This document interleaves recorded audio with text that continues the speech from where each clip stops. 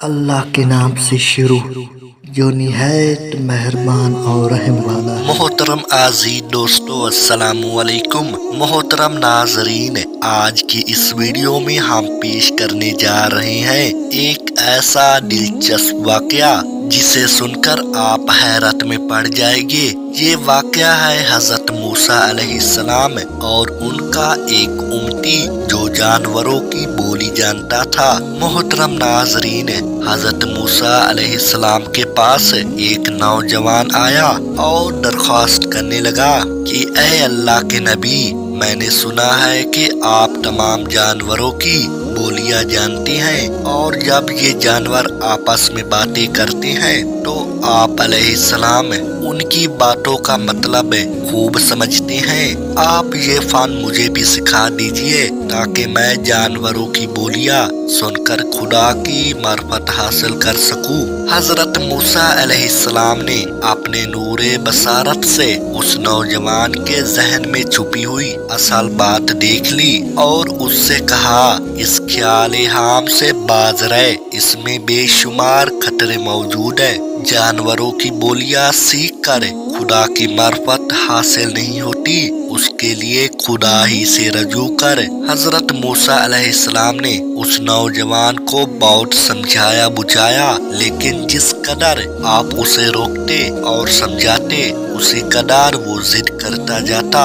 اس نے بے حد خوشامد سے کہا، اے پیغمبر خدا، مجھے اس بات سے محروم کرنا آپ کے لطف و کرم اور مہر و محبت سے بعید ہے۔ آپ کو حق تعالیٰ نے بڑی صفات سے نوازا اور نور بصیرت بخشا ہے۔ کسی شے کی حقیقت آپ سے پوشیدہ نہیں۔ اگر آپ نے مجھے جانوروں کی بولیوں کے فن سے آگاہ نہ کیا تو میرا دل ہمیشہ کے لیے ٹوٹ جائے گا اور میری مایوسی کی کوئی انتہا نہ ہوگی۔ تب حضرت موسیٰ علیہ السلام نے بارگاہ خداوندی میں عرض کیا، یا الہی، تو بے نیاز ہے۔ ایسا معلوم ہوتا ہے کہ اس نوجوان کی عقل کو شیطان مردود نے اپنا کھلونا بنا لیا ہے۔ تو ہی بتا میں کیا کروں؟ اگر اسے جانوروں کی بولیاں سکھا دوں تو یہ بات اس کے حق میں نیک نہ ہوگی، اور اگر نہ سکھاؤں تو اس کا دل صدمے سے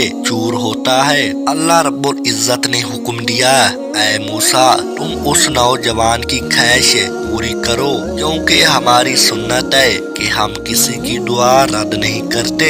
یہ حکم پانے کے بعد حضرت موسیٰ علیہ السلام نے سوچا، ایک بار پھر اس نوجوان کو اس خیال سے باز رہنے کی کوشش کروں۔ چنانچہ آپ علیہ السلام نے اسے نہایت شیریں اور نرم لہجے میں سمجھایا کہ خدا نے اجازت تو عطا فرما دی ہے اور اب تیری مراد خود بخود پوری ہو جائے گی، لیکن تیرے حق میں بہتر یہی ہے کہ یہ خیال ذہن سے نکال دے اور خدا سے ڈر، کیونکہ یہ پٹی شیطان نے تجھے پڑھائی ہے۔ مجھے یقین ہے تو سینکڑوں آفتوں میں پھنس جائے گا اور آخر میں سوائے ندام و پیشمانی کے کچھ ہاتھ نہ آئے گا۔ اس بات نے اس نوجوان پر صرف اتنا اثر کیا کہ وہ کہنے لگا، بہت بہتر، میں تمام جانوروں کی بولی سیکھنے کے خیال سے درگزر کرتا ہوں، لیکن کم از کم 2 جانوروں کی بولیاں تو ضرور ہی سکھا دیجئے۔ ایک اس کتے کی بولی جو میرے مکان کے دروازے پر پہرا دیتا ہے، اور دوسری اس مرغ کی بولی جو میرے گھر میں پلا ہوا ہے۔ بس میرے لیے ان 2 جانوروں کی بولی سمجھ لینا ہی بہت ہے۔ حضرت موسیٰ علیہ السلام نے فرمایا، جا، آج سے تجھے ان دونوں حیوانوں کی بولی کا فن میں نے خدا کے حکم سے تجھے عطا کیا۔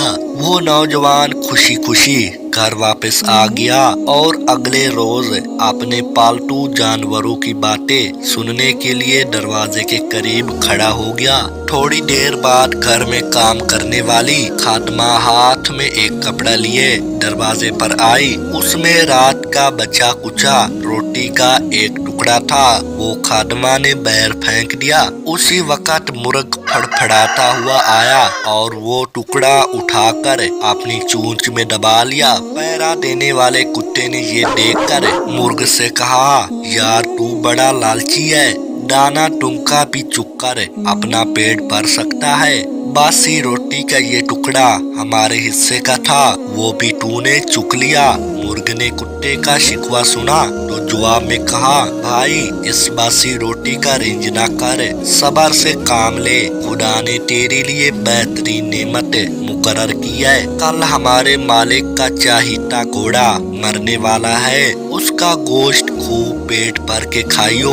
उस नौजवान ने मुर्ग की ये बात सुनते ही अपना घोड़ा खोला और बाजार में ले जाकर महंगे दामों में फरोख्त कर दिया और खुशी खुशी घर वापस आ गया। अगले रोज सुबह फिर खादमा ने दस्तरखान झाड़ा तो रोटी का टुकड़ा जमीन पर गिरा। मुर्ग फिर उठाकर ले गया और कुत्ता मुंह देखता रह गया। आखिर उस मुर्ग से कहा, अबे तू बड़ा चालाक और फरेबी है, तूने कल कहा था कि आका का घोड़ा मर जाएगा और मुझे खूब पेट भरकर गोश्त खाने को मिलेगा। अब बता घोड़ा कहाँ मरा? आका ने तो उसे ले जाकर बाजार में बेच डाला। मालूम होता है तू अजली झूठा है। मुर्ग झूठा नहीं, बड़ा बाखबर था। उसने जवाब दिया, यार तू खा मा खा दो खाता है, घोड़ा तो मरने ही वाला था, यहाँ न मरा दूसरी जगह जाकर मर गया। हमारा आका घोड़ा बेचकर नुकसान से तो बच गया और बाज़ाहिर अपना नुकसान दूसरे की गर्दन पर डाल दिया, लेकिन फिक्र न कर, कल इंशाल्लाह उसका ऊंट मर जाएगा, फिर तेरी पांचों घी में और सर कढ़ाई में होगा। नौजवान लपका हुआ गया और ऊंट को भी बाजार में ले जाकर महंगे दामों में फरोख्त कर दिया। जानवर के मरने के सदमे और रकम के नुकसान से छुटकारा पाया। दिल में खुश था कि इन जानवरों की बोलियां सीखकर फायदे ही में रहा। हजरत मूसा अलैहिस्सलाम ने खामखा डरा दिया था कि हजारों आफतों में फंस जाएगा, अभी तक तो कोई आफत आई ही नहीं। तीसरे दिन कुत्ते ने गुस्से से मुर्ग से कहा, अबे ओ जमाने भर के कज़्ज़ाब, कब तक काठ की हांडी आग पर चढ़ाया जाएगा? तू बड़ा ही फरेबी निकला, आखिर तुझे झूठ बोलने में मजा क्या आता है? मुर्ग ने कहा, यार जानी मैं झूठ नहीं बोलता। मालिक ने ऊंट को भी ले जाकर बेच डाला और पैसे जेब में रखे। अब वो ऊंट जिस बदनसीब ने खरीदा था उसके घर जाकर मर गया। बहरहाल तू गम न कर, कल हमारे आका का गुलाम मरेगा। मौत ने उसे ताका है। गुलाम के मरने के बाद आका फकीरों को रोटियां और गोश्त बांटेगा, फिर तेरे मजे ही मजे, बस अब खुश हो जा। मुर्ग की बात सुनते ही नौजवान ने गुलाम को भी एक शख्स के हाथ अच्छी कीमत पर बेच दिया और उस नुकसान से बचकर जी में बहुत खुश हुआ।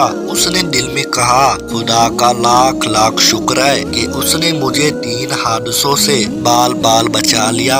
अगर कुत्ते और मुर्ग की बोलियां मुझे न आती तो बहुत ज्यादा नुकसान उठाना पड़ता। चौथे दिन कुत्ते ने लाल पीली आंखें निकाल कर मुर्ग से कहा, अबे ओ झूठों के बादशाह, तू तो कहता था कि गुलाम मरेगा और उसके मरने पर हमारा आका फकीरों में गोश्त और रोटियां बांटेगा, गुलाम कहाँ मरा? मुर्ग ने जवाब दिया, बा खुदा मैंने सच कहा था। आका अगर इस गुलाम को ना बेचता तो वो इस मकान में मरता। बहरहाल जिसने उसे खरीदा वो अब अपने नसीब को रो रहा होगा, क्योंकि गुलाम उसके घर जाते ही अगले रोज सुबह मर गया और बेचारे खरीदार की रकम बर्बाद हुई। लेकिन अब तू खुश हो जा कि खुद हमारे आका की बारी आ गई है। कल ये यकीनन मर जाएगा। अब देखता हूँ कि वो अपने आप को मौत के फरिश्ते से कैसे बचाएगा। काश वो बेवकूफ इतना समझता कि एक नुकसान सैकड़ों नुकसानों का सदका होता है। याद रख कि जिस्मो माल का ज़िया जान का सदका है। लेकिन अफसोस है, अब तो किस्सा भी खत्म होने जा रहा है। आज हमारा आका सोए आदम रवाना हो जाएगा, फिर उसके वाली वारिस गाय ज़िबा करेंगे और डेगे चढ़ाएंगे। रोटियों के टुकड़े और हड्डियां बोटियां इस कसरत से तुझे खाने को मिलेगी कि जी भर जाएगा। आका ने जब अपने मरने की खबर सुनी तो पैरों तले जमीन निकल गई। हाथ पैरों में दम न रहा। गिरता पड़ता बदहवास बदहाल हजरत मूसा अलैहिस्सलाम की खिदमत में हाजिर हुआ और सारी दास्तान सुनाकर फरियाद की कि ऐ खुदा के सच्चे नबी, मुझे मुल्कुल मौत के पंजे से बचाइए। हजरत मूसा अलैहिस्सलाम ने फरमाया, अरे अहमक, इसमें डरने की क्या बात है, और उन बाजार में जा और अपने आप को भी बेच डाल। तू तो इस काम में बड़ा होशियार है। इस मर्तबा भी अपना नुकसान किसी और के सर पर ओंठ दे और खुद को बेचकर जो माल मिले वो अपने खजाने में भर ले। सच है, आने वाली मुसीबत को अक्लमंद पहले देख लेता है और बेवकूफ आखिर में। उस नौजवान ने फिर मिन्नत समाजत शुरू कर दी और इस कदर रोया कि हजरत मूसा अलैहिस्सलाम को उस पर रहम आ गया। हजरत मूसा अलैहिस्सलाम ने फरमाया, ऐ नौजवान, अब तो तीर कमान से निकल चुका और छूटा हुआ तीर कभी वापस नहीं आता। कज़ा ने तेरा घर ताक लिया है और उसे टालना मेरे बस में नहीं। हाँ, बारगाह इलाही में तेरे लिए ये दरख्वास्त पेश करता हूँ कि जब तेरी रूह बदन का साथ छोड़े तो ईमान की दौलत तुझे नासीब हो। अभी पैगम्बरे खुदा की बात पूरी भी ना हुई थी कि नौजवान का जी मालिश करने लगा। दिल घबराया। यकायक खून की एक कै यानी उल्टी हुई। वो कै हैजे की ना थी, मौत की थी। जुबान बंद हो गई, आंखों की पुतलियां फिर गई। आखिरकार उसने एक हिचकी ली और अपनी जान जाने आफरीन को सौंप दी। हजरत मूसा अलैहिस्सलाम ने जब ये मंजर देखा तो अल्लाह रब्बुल इज्जत से दुआ की कि ऐ बारी ताला, इसे ईमान की दौलत नसीब फरमा, अपनी शान के सदके में इसे बख्श दे। इसने गुस्ताखी और जिद की, लेकिन वो नादान था, उस पर रहम फरमा। खुदाए बुजुर्गो बरतर ने अपने पैगंबर की दुआ कबूल फरमाई और उस नौजवान को बख्श दिया। सुबहान अल्लाह, सुबहान अल्लाह।